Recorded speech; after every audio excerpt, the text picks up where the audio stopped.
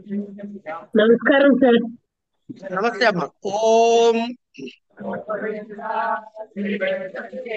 నేను ఆహా, మీరు మళ్ళీ గారు అన్మ్యూట్ అయిపోయింది. గారు ఇంకా మ్యూట్ అవటం లేదు.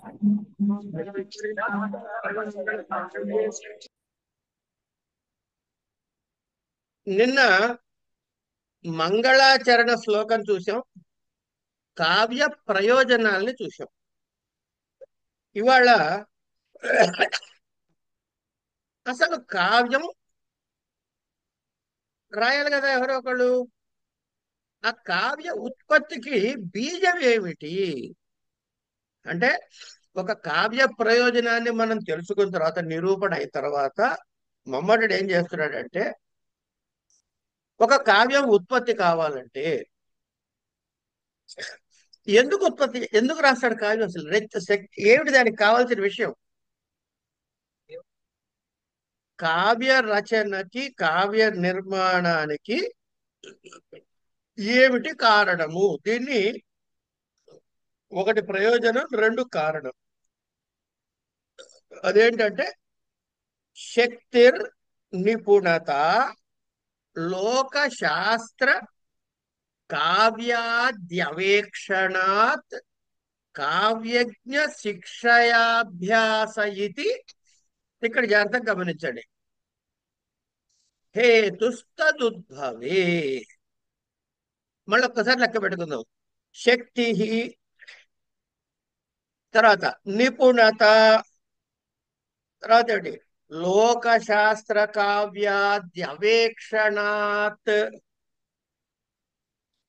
ఏంటి? కావ్య శిక్షయాభ్యాస. మూడు అంశాలు చెప్పాడండి ఇక్కడ. సంస్కృతంలో మూడు అంశాలు ఉంటే ఏ విభక్తిలో చెప్పాలి? అది సరే, ఏ ఏ వచనంలో చెప్పాలి? బహువచనాలు చెప్పాలి. చెప్పాలి. ఇది హేతు తదుద్భవే అన్నాడు. హేతు అన్నది ఏకవచనం. మూడు చెప్పి హేతు అని అంటే ఏంటంటే, ఈ మూడు లక్షణాలు ఉంటేనే అది కారణం. అంచేత నాకు ఒకటి ఉందండి, మిగతా రెండు లేవు, లేదా రెండు ఉన్నాయండి ఒకటి లేదండి, నడవదు. ఇది శక్తి నిపుణత లోకశాస్త్ర కావ్యాద్యవేక్షణాత్ కావ్యజ్ఞ శిక్షయాభ్యాస. ఇక్కడి వరకు మూడోది. ఇది హేతు తదుద్భవే. ద్విగురేక వచనం. ఆ, ఈ మూడు కలిపి ఒకటి ఈ మూడు బ్లాక్ అన్నమాట. ఎన్ బ్లాక్ మనం చెప్పుకోవాలి. శక్తి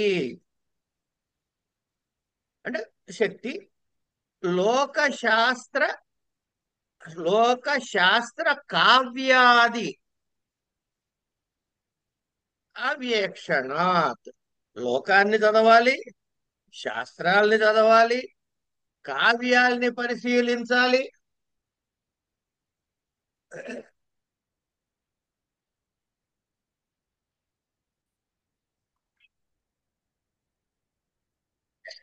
కనుక కావ్యాలని చదవకపోతే, కావ్యాన్ని పరిశీలించకపోతే, కావ్య అవేక్షణ పరిశీలించాలి. పరిశీలించుట అనగా ఈ అట్ట నుంచి ఆ అట్ట వరకు చదువుట కాదు. ప్రతి మాటకి ఎందుకు, దాని తాత్పర్యం ఏమిటి, దాని లక్షణం ఏమిటి, ఇలా కవి ఎందుకు ప్రయోగించాడు, ఇలా చింతన చేయడం అన్నమాట. చేస్తే సరిపోతుందా? చేశాము. చేసిన తర్వాత ఏం చేయాలట దానికి అంటే, ఇలా చేసినటువంటి వారు, ఈ నేర్పు ఉన్నటువంటి వారు, కావ్యాలు బాగా తెలిసినటువంటి వాళ్ళ దగ్గర నేర్చుకోవటం చేత అప్పుడు వాళ్ళు ఏం చెప్తారు? ఆ కావ్యంలోని లోతుపాతులు చెబుతారు. అంటే పూర్వగ్రంథ పరిశీలన, లోకము శాస్త్రముల యొక్క పరిశీలన, స్వతహాగా తనలో ఉండే ఒక శక్తి, తర్వాత ఈ రెండిటి మధ్యలో వ్యుత్పత్తి, నేర్పు, నిపుణత. వ్యుత్పత్తి అంటే మనకు ఒకటి చలియంగానే ఒకటి స్ఫురించటం. మీరు చాలా సింపుల్ గా ఆలోచించండి. మనం ఇంతమంది క్లాసులో ఉన్నాం. క్లాసులో ఉన్నప్పుడు ఓ పాట నేను మంచో చెడో చెప్పాను. అందరికీ ఒకేలాగా అర్థమవుతుందా? అందరికీ ఒకేలాగా అర్థం కాదు. అంటే కుడి ఎడంగా సమానంగా అర్థమవుతుందండి అన్నారు అనుకుందాం కాసేపు. అయినా తేడా ఉందిగా, కుడి ఎడవలుగా కొద్దిగా తేడా ఉందిగా.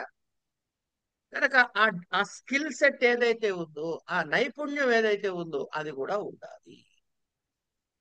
దీన్ని చెప్తున్నారు. ఏవమస్య ప్రయోజనముక్త్వా కారణమాహ శక్తిర్నిపుణత లోకశాస్త్ర కావ్యాద్యవేక్షణాత్ కావ్యజ్ఞ శిక్షయాభ్యాస ఇది హేతుస్తదుద్భవే అని చెప్పి వృత్తి శక్తి కవిత్వ బీజ రూప. శక్తి అంటే ఏమిట? కవిత్వ బీజ రూప.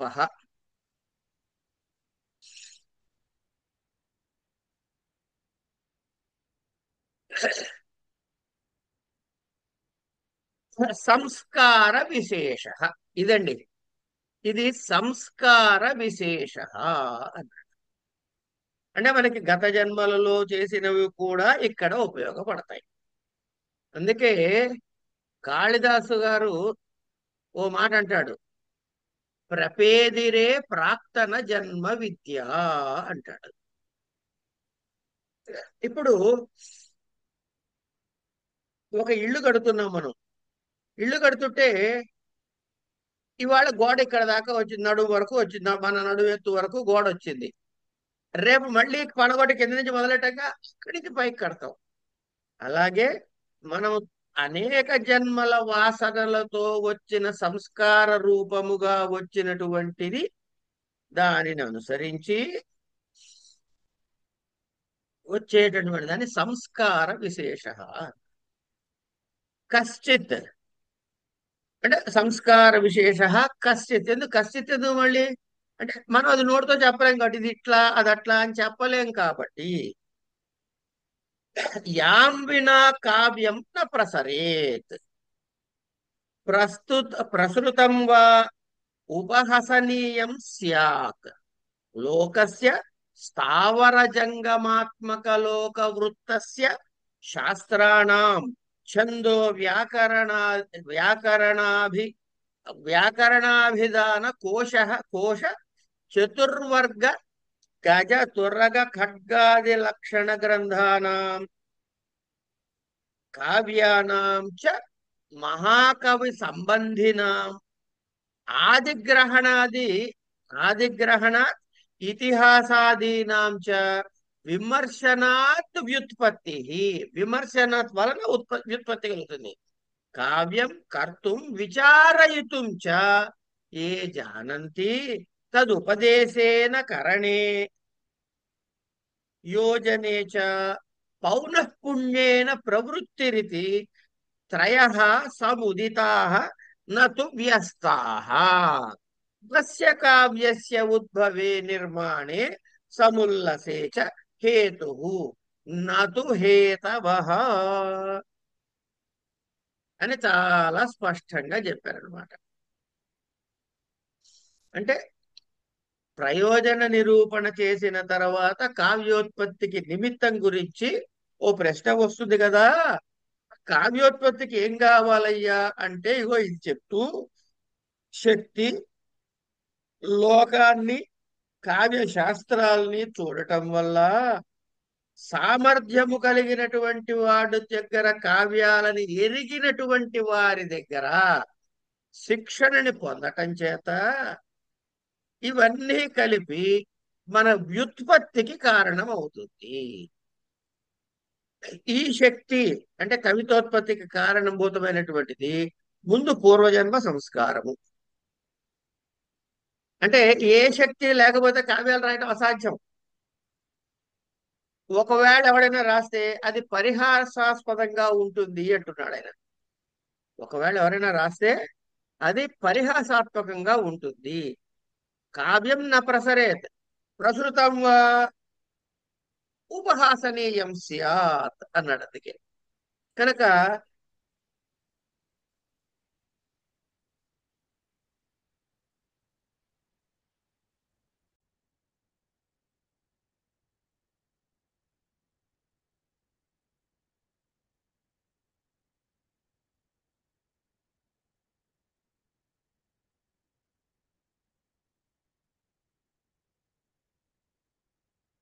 కనుక ఇప్పుడు ఏం చెబుతున్నాడు? కారణాలు చెబుతున్నాడు. అంచేత మనకి గత జన్మల నుంచి వచ్చిన అంటే పూర్వ జన్మల సంస్కారం ఒకటి ప్రధానం. అంచేత ఏ శక్తి మనకి లేకుండా కావ్యాలు రాయటం కుదరదు. ఒకవేళ ఎవడైనా సహజంగా రాస్తే అది పరిహారాస్పదం అవుతుంది. సరే, ఇక తర్వాత మనం ఇంకేం తెలుసుకోవాలి? ఈ లోకం అంతా ఉంది, ఏది స్థావర జంగమాత్మకమైన లోకం. కొంతమంది మన మనుషుల్ని పరిశీలించాలి, ప్రకృతిని పరిశీలించాలి, లోక వ్యాపారం ఎలా జరుగుతుందో చూడాలి. అయిన తర్వాత శబ్ద సంపద కావాలి. శబ్ద సంపద కావాలి, అందుకని కోశాలు చదవాలి. వాక్య నిర్మాణం తెలియాలి. ఒకవేళ కావ్యం రాస్తున్నట్లయితే ఛందో నియమాలు తెలియాలి. కనుక ఛందస్సు, వ్యాకరణము ఇవన్నీ తెలియాలి. తర్వాత గజతురగ ఖడ్గాది లక్షణాల గ్రంథాలు తెలియాలి. ఎందుకంటే ఈ కావ్యం అనేటప్పుడు మనం పురాతన కాలంలోది కాబట్టి అప్పుడు రాజులు వాళ్ళ కత్తులు గజ ఇవన్నీ ఉన్నాయి కాబట్టి వాటి లక్షణాలు తెలియాలి. ఏమండి, ఈ గ్రంథాలలో శాస్త్రం తెలియాలి. తర్వాత ఇక్కడికి ఆగిపోకూడదు. మహాకవులు వ్రాసినటువంటి మహాకవుల చేత రాయబడిన కావ్యాలు ఉన్నాయి, ఇతిహాసాదులు ఉన్నాయి. ఇందులో ఏం చెప్పబడిందో అవి గ్రహించాలి. ఏమండి, ఇప్పుడు ఒక కావ్యం రాయటానికి కానీ లేదా ఒక వ్రాయబడిన కావ్యాన్ని విమర్శించటానికి కానీ ఎవరికైతే అర్హత ఉన్నదో అంటే ఆ శక్తి ఉన్నదో వాళ్ళని కావ్యజ్ఞులు అంటాం. ఈ కావ్యజ్ఞుల దగ్గర మనం అధ్యయనం చేయాలి. ఇలా ఈ మూడు ఉన్నట్టయితే కానీ కావ్య రచనకి మనకి కారణము కాదు. కావ్య రచనకి ఇది కాదు. అంటే ఎవరైనా సరే ఈ మూడు కారణాలు కలిసి కాంబినేషన్ ప్యాక్ అన్నమాట ఉంటేనే కారణం అవుతుంది. ఇవి చాలా ముఖ్యమైన కారణాలుగా చెప్పారు పెద్దలు. ఈ లోక వ్యవహారాలు తెలియకపోతే ఏమిటవుతుంది? ఈ కావ్యాల్ని శాస్త్రాల్ని తెలుసుకోవడం ద్వారా ఏమవుతుంది అంటే మన పద సంపద గట్టిపడుతుంది, వ్యాకరణ ప్రయోగాలు గట్టిపడతాయి.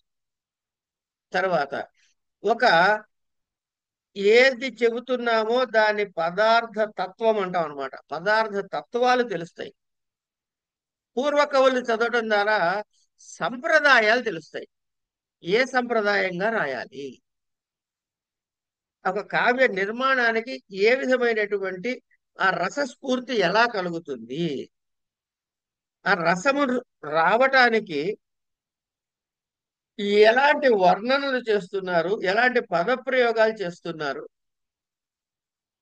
ఇవన్నీ తెలుస్తాయి ఈ పూర్వ కవి యొక్క కావ్యాలు చదవటం ద్వారా. ఇక కావ్యం రాయటము, విమర్శించటము తెలిసిన వాడిని పట్టుకోవడం ద్వారా, వారి దగ్గర శిక్షణ పొంది అభ్యాసం చేయటం ద్వారా ఏమిటి జరుగుతుంది? ఏ సందర్భంలో ఎలాంటి పదప్రయోగాన్ని, సరసమైన పదప్రయోగం చేయించాలో తెలుస్తుంది. ఇలా చదవటం ద్వారా, ఈ గురువుల దగ్గర అభ్యాసం చేయటం ద్వారా సరి అయిన పదము మనకి స్ఫురిస్తుంది.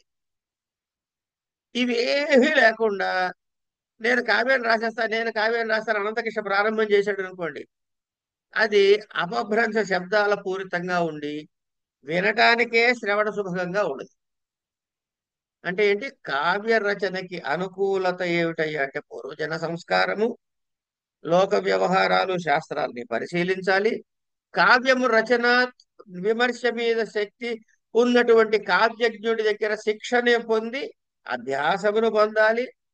ఇలాంటి వాడు కల్పించిన కావ్యము ఏమిటవుతుంది? అప్పుడు రసవంతం అవుతుంది, లోకోత్తరం అవుతుంది, 10 మందికి వినియోగం అవుతుంది అనే విషయాన్ని మనకి ఇక్కడ చెప్పారు. అంచేత ఏమిటైందనమాట, కవిత్వానికి బీజం లాంటివి ఇప్పుడు చెప్పుకున్నవన్నీ కూడా. సహజమైన శక్తి, దీన్నే ప్రతిభ అంటారంటే ప్రతిభా వ్యుత్పత్తి అని మనకి సాధారణంగా వాడుతూ ఉంటాం. ఈ ప్రతిభా వ్యుత్పత్తులు వీళ్ళకి నిలుస్తాయి. ఈ మూడు వేరు కాదండి, మళ్ళీ ఒకటే.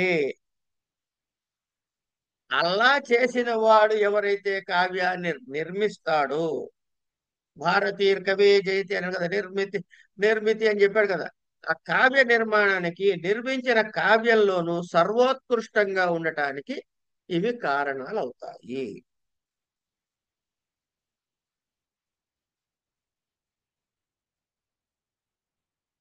అందుకే ఇక్కడ ఏకవచన ప్రయోగం చేశాడు, హేతు అని.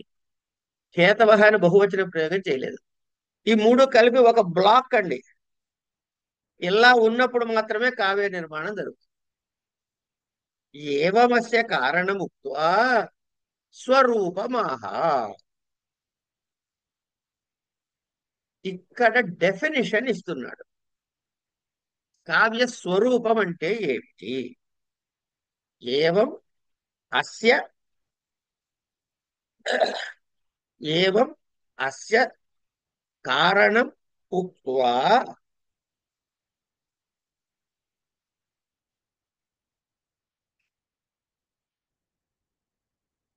ఏవమస్య కారణముక్త్వా స్వరూపమాహ. ఏమిట స్వరూపం? కావ్య స్వరూపం ఏమిట? ఇది అందరికీ నోటికి వచ్చి తీరాల్సిన వాక్యము, ఏం మొహమాటం లేదు. నెంబర్ 1, తదదోషౌ శబ్దార్థౌ ఒక పార్ట్, సగుణావనలంకృతి పునః క్వాపి.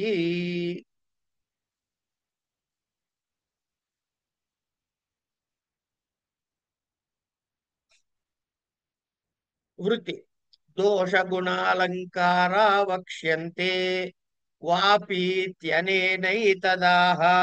యత్ సర్వత్ర సాలంకారౌ క్వచిత్తు స్ఫుటాలంకార విరహేపి న కావ్యత్వ హాని. యథా యః కౌమారహరః స ఏవ హి వరస్తాత ఏవ చైత్రక్షపా స్థేచోన్మీలితమాలతే సురభయః ప్రౌఢాః కదంబానిలాః సా చైవాస్మి తథాపి తత్ర సురత వ్యాపార లీలా విధౌ రేవారోధసి వేతసీతరుతలే చేతః సముత్కంఠతే. అత్ర స్ఫుటో న కశ్చిద్ అలంకారః రసస్య చ ప్రాధాన్యాన్నాలంకారత. ఇదండి విషయం. కావ్యం యొక్క స్వరూపాన్ని చెబుతున్నాడు. ఏమిట?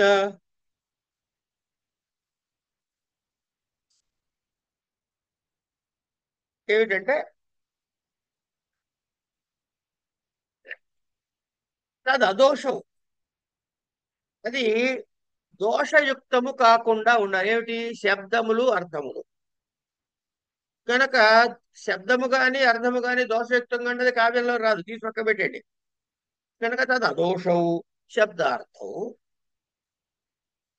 సగుణావనలంకృతి.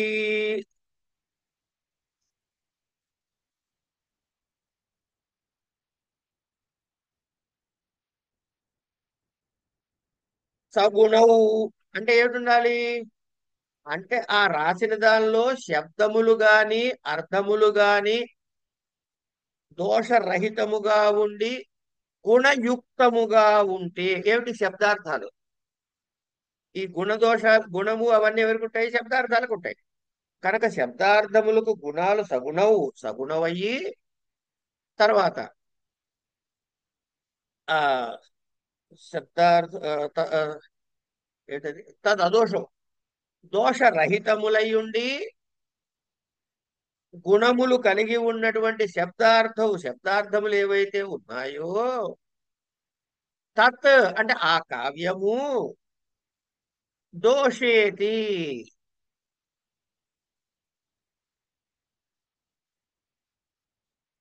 సారీ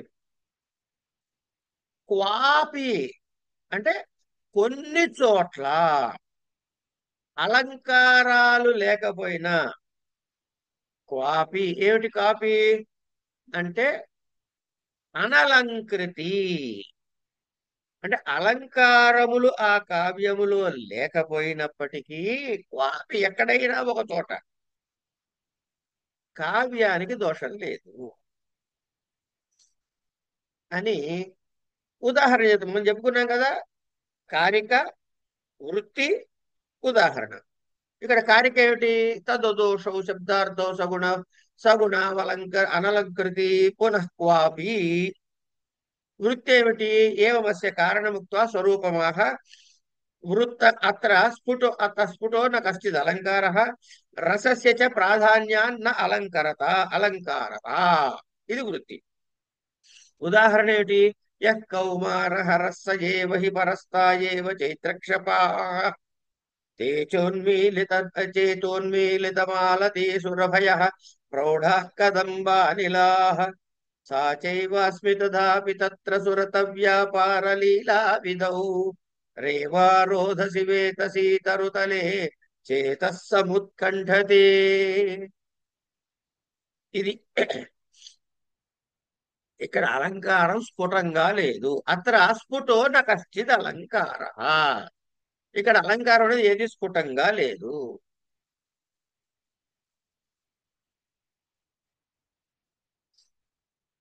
దోషాలు లేనివి, సగుణాలు ఉన్నటువంటివి, ఎక్కడైనా కొన్ని చోట్ల అనలంకృతి పునః అలంకారాలు లేనటువంటి అయినప్పటికైనా శబ్దార్థములే, శబ్దము అర్థము కలిసి ఆ కావ్యము దోషయతి, దోష గుణ అలంకారాల గురించి ఆ తర్వాత చెప్తాడులేండి మనకి ఎట్లా కొట్ల. అంచేత అనడం చేత సాధారణంగా అంతటా అలంకారాలు ఉండాలి. అయితే కొన్ని చోట్ల లేకపోయినా సరే అది కావ్యం అని అనటానికి తప్పేమీ లేదు. దాన్ని దోషాలు లేకపోయినప్పటికీ ఎక్కడైనా అది కావ్యముగానే పరిగణించబడుతుంది. ఉదాహరణ ఏం చెప్పాడు అంటే, ఇగో ఇది ఇచ్చాడనమాట, యః కౌమారహర అని. ఇందులో స్పష్టంగా ఏమీ అలంకారం కనబడట్లే.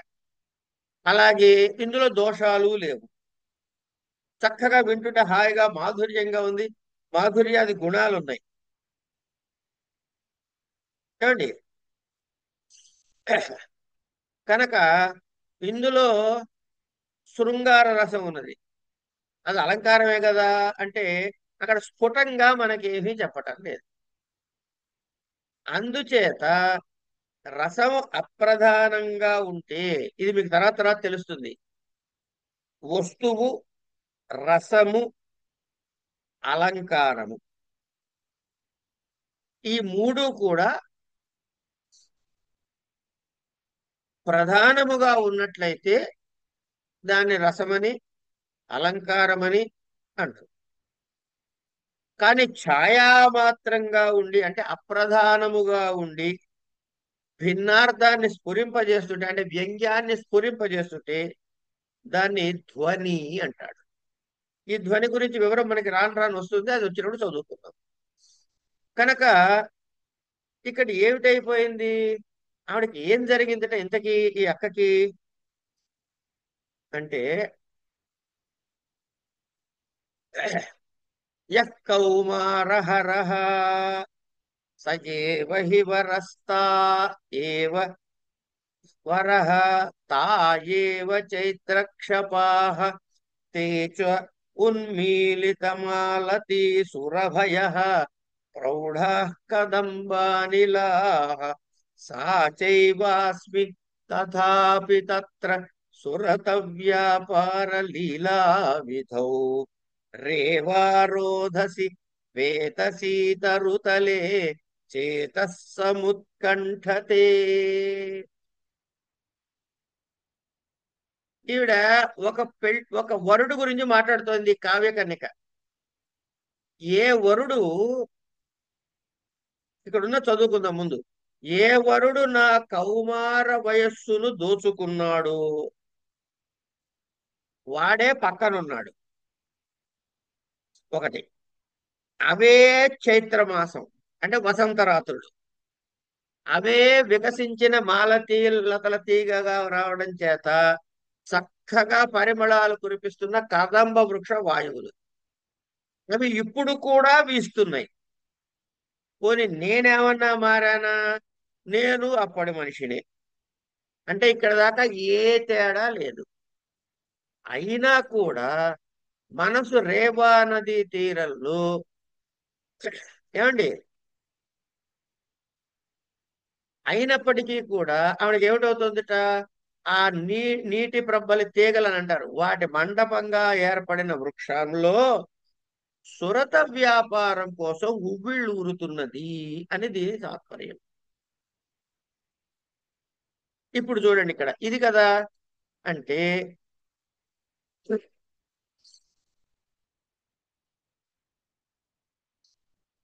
ఈ నిమిత్తాన్ని ఏం చెప్తున్నాడు, కావ్య స్వరూపాన్ని చెప్తూ దోషం అని మొదలెట్టాడు అని. ఏదో ఒక అలంకారం స్పష్టంగా కనపడాలి. అది లేకపోయినా సరే, ఎక్కడైనా ఒక చోట కావ్య అలంకారాలు లేకపోయినా సరే అది ఇబ్బంది లేదు. యహ కౌమారహరహ, ఎవడైతే చిన్నప్పుడు నా యొక్క యవ్వనమును కొల్లగొట్టాడు ఆ మనోహరుడే వీడు. ఆనాటి వసంత రాత్రులే ఇవి. సయేవహి పరస్తాయేవ చేక్త్రక్షప, వసంత రాత్రులు ఇవే. ఏమండి, ఉన్మీలిత మాలతీ సురభయ ప్రౌఢాహ కదంబానిలాహ, విరిసినటువంటి జాజి పూలు ఏవైతే ఉన్నాయో, దాని నుంచి వెళ్తున్న మందమార్తాలు ఏవైతే ఉన్నాయో, దాని నుంచి కదమ పుష్పాల ద్వారా వచ్చే వాసన ఏదైతే ఉందో, సాచ ఏవాస్మి, నేనే కూడా అదే అయ్యున్నాను, నాలో కూడా ఏం మార్పు లేదు. తథాపి, అంటే ఇప్పుడు ఇవన్నీ ఉన్నా వీటి ఎఫెక్ట్ ఏమిటి, ఇది ఇక్కడ ఆగాల్సిన విషయం అనమాట. వాడు ఉన్నప్పుడు, వాడితో కలిసి ఉన్నప్పుడు కలిగినటువంటి ఈ ఈ ఈ పరిసర ప్రాంతాల సందర్భంలో తనకి కలిగిన భావం ఏమిటి, ఇప్పుడు ఏమైంది. తథాపి తత్ర సురత వ్యాపార లీలా విధౌ, అంచేత ఇప్పుడు ఈవిడ నేను సుఖపరవసరాలు అవడానికి నాటి ఆనాడున్నటువంటి రథోత్సుకతయే ఈనాడున్నప్పుడు మనసు ఏమిటవుతోంది, తీరంలో ఉన్న రేవా తీరంలో ఉన్నటువంటి ఆ తరుఛాయల మధ్యలో విహారాన్ని కోరుతున్నది అన్నాడు. ఇది ఈ శ్లోకం యొక్క తాత్పర్యం. ఇక్కడ ఏ అలంకారము స్ఫుటంగా లేదు. అంచేత ఇక్కడ పద్యం చూసిన వెంటనే మనకి ఏమిటవుతుంది, ఇందులో ఏ అలంకారం కూడా ప్రధానంగా మనకు కనబడదు. ఇందులో రసం ఏమన్నా ఉందా అంటే చమత్కారంగా చెప్పాడే తప్ప ప్రత్యేకమైన రసం ఏం కలగలే అక్కడ. మీకు దాన్ని ఏమంటారు, ఆ సంభోగ శృంగారము లేదు, ఆ విప్రలంబ శృంగారము లేదు. కనుక ప్రత్యేకమైనటువంటి రసం ఏది సృష్టించబడట్లేదు. కనుక ఇది ఫలానా చమత్కారం చేత రసవద అలంకారం అవుతుందయ్యా అని కూడా చెప్పడానికి కుదిరేటట్లేదు. ఎందుకు, ఈ రసాలు అంగరసము అంగిరసము అని మళ్ళీ రెండు ఉంటాయండి. అంగరసము అంటే అటెండెంట్ రసాలు, అంగిరసము అంటే మెయిన్ రసం అనమాట. కానీ ఇక్కడ కూడా స్ఫుటంగా అలంకారము తెలియట్లేదు. ఈ కావ్యాత్మకి ఏమిటయ్యా శృంగార రసం అంటే అది తెలియట్లేదు. కనుక ఏదో ఒక అలంకారం అని నిర్ణయం చేసడానికి ఇక్కడ కుదరట్లేదు. కనుక దీన్ని ఏమన్నారు, అయినప్పటికీ కూడా అది వినంగానే ఎంత శ్రవణ సుభగంగా ఉంది. అంచేత ఇట్లాంటివన్నీ ఎక్కడొస్తాయి అంటే శాస్త్రంలో ఇది కావ్యం ఎట్లా అవుతుంది, ఇది ఇలా ఇది చెప్పినప్పుడు ఎట్లా కుదురుతుంది అనే గొడవల దగ్గర వస్తాయి. కనుక ఈ లాక్షణికులు, ఈ కావ్యాన్ని చర్చించేటటువంటి వాళ్ళు వీళ్ళైతే ఉన్నారే, ఈ కావ్య స్వరూప విషయంలో రకరకాల అభిప్రాయాలు చెబుతూ ఉంటారు. అందుకని మమ్మటుడి అభిప్రాయం ప్రకారము ఇలా ఉన్నప్పటికీ కూడా దీనికి కావ్యస్థితికి భంగము లేదు అని చెప్పాడు. ఇది అయిన తర్వాత ఇంతకీ ఇక్కడ ఒక చిన్న విషయాన్ని మనం ముందు చెప్పాలి. ఏంటంటే మనం తెలుసుకోవాలి, చెప్పాలి కాదు. ఏమిటంటే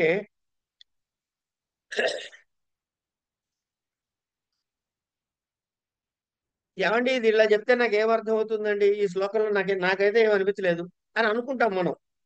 కారణం ఏంటంటే మనం ఈ శ్లోకాన్ని వ్యష్టిగా చదివాం.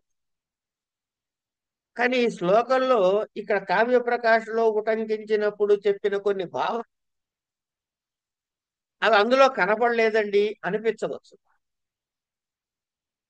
ఇది లేదు కదా, మరి ఈయన ఎట చెబుతాడు, వ్యాఖ్యాత ఈ మాట ఎట చెబుతాడు, వృత్తికారుడు ఎట్లా రాస్తాడు అని మనకు సంశయం కలగవచ్చు.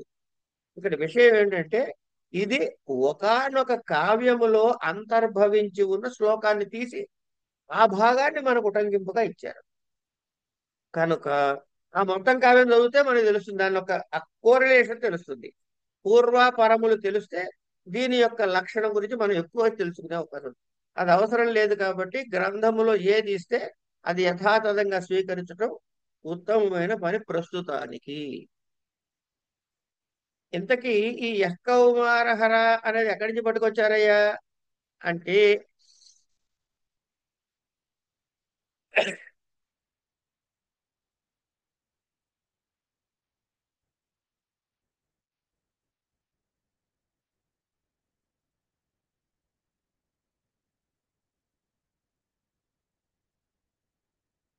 కాశ్మీర దేశీయురాలైన శిలాభట్టారిక, అంటే శిలా అనేటువంటి పేరు గల ఒక రాణి గారు రచించిన శ్లోకం అని ప్రసిద్ధి. మరి ఆవిడ ఏ గ్రంథంలో రాశారో ఏమిటో మనకి తెలియదు. కనుక లక్షణానికి చెప్పేశాడు. కావ్య లక్షణం ఏమిటయ్యా అంటే తదర్థ ఏం చెప్పామండి, అదోషౌ తదోషౌ శబ్దార్థౌ సగుణావానలంకృతి. సగుణావానలంకృతి ఎట్లా విడగొట్టుకోవాలి, సగుణౌ అనలంకృతి. ఎప్పుడైతే ఔతో ఎండైందో అవతల అనలంకృతి అని అచ్చు అకారంతో ప్రారంభమైందో అయవాదేశ సంధి అని అంటారు, లేకపోతే అయాదేశ సంధి అవాదేశ సంధి అని కూడా విడగొట్టి చెబుతూ ఉంటారు. ఆ సంధి ద్వారా ఈ ఔకారము అవుతుంది. కనుక సగుణ సగుణౌ కస సగుణౌ అవుతుంది. మకారం మాత్రం పొల్లు ఉంటుంది. అనలంకృతిలో అకారం ఉంది కాబట్టి అది దీనికి కలిసి సగుణావనలంకృతి అవుతుంది. ఓకారం ఉంటే అవ్ వస్తుంది, ఔకారం ఉన్నట్లయితే ఆవ్ వస్తుంది. ఏకారం ఉన్నట్లయితే ఐ వస్తుంది, ఐకారం ఉన్నట్లయితే ఆయ్ వస్తుంది. అట్లా ఇక్కడ సగుణౌ అనలంకృతి అని విడగొట్టుకోవచ్చు. అయిపోయింది. ఇది ఆవిడ చెప్పింది. ఇది చెప్పిన తర్వాత కావ్య భేదాల్ని చెబుతున్నాడు. కావ్య భేదాలు ఏమిటి? ఇప్పుడు ముందేం చెప్పుకున్నాము అంటే, ముందు సరే మంగళాచరణ శ్లోకం, దాని తర్వాత ఏమన్నా కావ్య ప్రయోజనాలు చెప్పుకున్నాం, తర్వాత ఏమన్నా కావ్య రచనకి కావలసినటువంటి కారణాలు చెప్పుకున్నాం. తర్వాత ఏం చెప్పుకున్నాము అంటే కావ్యం యొక్క నిర్వచనాన్ని చెప్పుకున్నాం. ఇప్పుడు ఒకసారి కావ్యము ఫలానా అని చెప్పుకున్నాక అందులో ఇది మంచి కావ్యమా కాదా అని చెప్పాలిగా. కనుక 3 హెడ్డింగుల్లో మనకి చూపిస్తాడు ఇక్కడ. ఏమిటవి? ఉత్తమ కావ్యం, మధ్యమ కావ్యం, అథమ కావ్యం అని 3 రకాలుగా చూపిస్తాడు అని పెద్దలు చెబుతారు. ఏమిటది? తద్భేదాన్ క్రమేణ, దాని భేదాల్ని, కావ్య భేదాల్ని మనకి క్రమముగా చెబుతున్నాడు. ఏమిటి? ఇదముత్తమం అతిశయనీ వ్యంగ్యే వాచ్యాధ్వనిరుద్ధై కథితః. ఉత్తమ కావ్య లక్షణం ఏమిటి? ఇందులో చెప్పే పదాలని తర్వాత మనకి వివరం చెప్తారండి. ఇదం ఉత్తమం అతిశయనీ వ్యంగ్యే వాచ్యాధ్వనిరుద్ధై కథితః. ఇదమిది కావ్యం బుధైర్వ్యాకరణై ప్రధానభూత స్ఫోట రూప వ్యంజకస్య శబ్దస్య ధ్వనిరితి వ్యవహారः కృతः తతస్తన్మ తన్మతానుసారిభిరన్యైరిభి న్యగ్భావిత వాచ్య వ్యంజనక్షమస్య శబ్దార్థ యుగళస్య యథా. ఇది విషయం. అంటే ఏం చెప్తున్నాడు ఇక్కడ? ఈ కావ్య భేదాల్ని మనకి వరుసగా చెబుతుంది. ఇప్పుడు ఆనందవర్ధనుడు ఉన్నాడు అనుకోండి, ఆయన ఏమన్నాడు? కావ్యానికి కావ్యాత్మ ధ్వని అన్నాడు. అంటే కావ్యంలో ఒక ఆత్మ ఏమిట్రా అంటే ధ్వని అన్నాడు. రీతి అన్నాడు వామనుడు. రసమైనటువంటి వాక్యమైనా చాలన్నాడు విశ్వనాథ కవిరాజు. రమణీయార్థ ప్రతిపాదకమైన శబ్దము కూడా కావ్యం అన్నాడు జగన్నాథ పండితుడు. ఇట్లా ఈ కావ్యానికి అనేకమైనటువంటి నిర్వచనాలు పెద్దలు ఇచ్చారు. మమ్మటుడు ఏమిచ్చాడో మనకి ప్రధానం. ఇప్పుడు ఇక్కడ ఏం చేస్తున్నాడు? కావ్య భేదాన్ని చెబుతున్నాడు. వాచ్యము కంటే వాచ్యాత్,